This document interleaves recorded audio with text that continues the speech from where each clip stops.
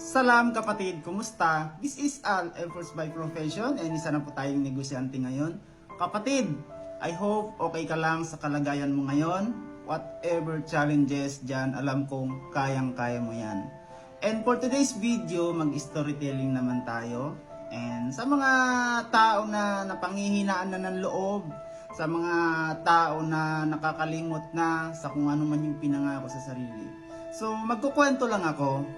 Ang kwento ko is, siyempre alam ko may matututunan tayo dito, especially doon sa mga tao na pakiramdam nila na wala ng pag-asa. Ang kwento ko lang naman is, may isang tao, yung isang tao na to is lalaki siya, and siya na talaga yung talagang napakaraming kasalanan, masasabi mo talaga. Kasi bakit? Ang dami nang napatay ng taong to. So, pag sinasabi kasing ang dami napatay, isa man yan or marami yan, considered as maraming kasalanan yun. Pero, ang good news, ang tao na to ay 99 na ang napatay niyang tao. So, you just imagine ganun karami, 99 na piraso ng tao. Pero, pagkatapos ng 99 na tao na patay niya, nakapag-decide siya na gusto niyang magbago. Pero hindi niya alam kung may chance pa ba para magbago kasi sa sobrang dami niya nang pinatay. Isang beses, pumunta siya sa isang lugar at nagtanong siya sa isang tao na kumbaga yung tao na to ay isa to sa mga, for example, yung mga nagli-lead ng mga prayers. So nagtanong siya sa isang tao na yon, sabi niya, may chance pa ba para magbago? Sabi ng pinagtanungan niya, yes naman. Bakit naman walang chance? Kasi po 99 na kasi yung napatay ko eh. Parang wala na akong pag-asa, kaya tinatanong ko sa inyo.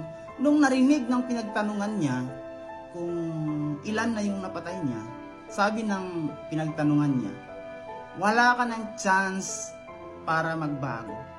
Sa sobrang dami mo nang pinatay, wala nang kapatawaran yun. Huwag ka na magbago. Sa madaling salita, ang sagot niya, sige, kung wala na palang chance, ipapang 100 na lang kita. So, pinatay niya po yung pinagtanungan niya. So, naging 100 na, pero, kidding aside, pero hindi pa rin siya nakontento. Alam niya sa puso niya, meron pa ding chance na para magbago. Kasi kumbaga nakagawa man tayo ng kasalanan, meron pa rin tayong chance. So hindi pa rin siya nakontento, nagtanong pa rin siya ulit sa ibang tao naman. Ang pinagtanungan niya naman is yung hindi nagli-lead ng prayer. Yung matanda na lolo, nagtanong siya, sabi niya, Lo, may chance pa ba para magbago? Kasi yung napatay ko po 100 na. From 99 naging 100 na. Tapos, ang nangyari, sabi ng lolo sa kanya, oo naman anak, may chance ka pa para magbago, para magbagong buhay. Kasi lo, 100 na yung napatay ko eh. Walang problema kahit ilan pa yung napatay mo. Basta nag-decide ka magbago, may pag-asa pa anak. So lo, ano ba yung pwede kong gawin para makapagbago? Kasi halos lahat ng natanungan ko, wala na daw akong chance. Sabi niya, anak, ito yung gawin mo. Huwag ka magbago dito sa lugar na to kung saan ka ngayon. Uumpisahan mo yung pagbabago doon sa lugar na walang nakakakilala sa'yo. Doon ka magsimulang magbago. Sa madaling salita, naniwala siya sa matanda. Pumunta siya doon sa isang lugar na yon, hindi siya sumakay or kung ano-ano, nilakad lang niya kahit gaano kalayo dahil desidido siya para baguhin yung buhay niya. Kasi nga gusto niya makapunta sa heaven, 'di ba? Bago siya mamatay, gusto niya makapunta sa heaven. So nag-decide po siya na magbago at sinundin niya yung matanda. Pumunta siya sa isang lugar, nilakad niya lang. Hindi po siya umabot doon sa lugar na walang nakakakilala sa kanya. Namatay po siya habang naglalakbay papunta doon sa lugar.